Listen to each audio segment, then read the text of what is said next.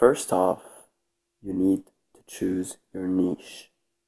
So as you guys can see on this profile, I chose fitness as my niche.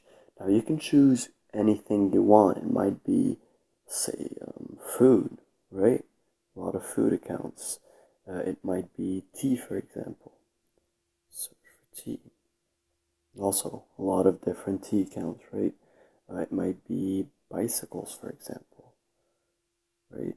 Bicycles, there you go. A lot of different bicycle accounts. It can be anything.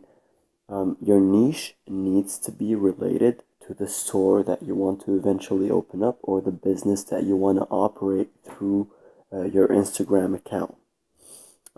So based on that, you can see that right here I picked, as I said, the fitness as my niche, because for example, if you want to open up an online store that sells fitness equipment, supplements, and all of that, you need a fitness account to be able to promote the store or this business.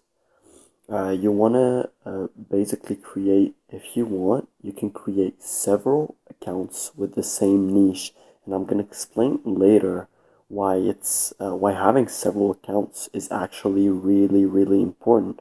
How having several accounts can actually help you scale your business way more quickly than having only one account.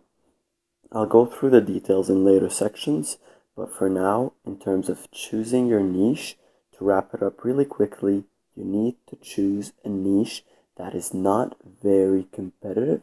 Fitness is competitive, but in the same time, you can still penetrate the market. If you can find another niche that is not as competitive, I chose fitness just for a quick example.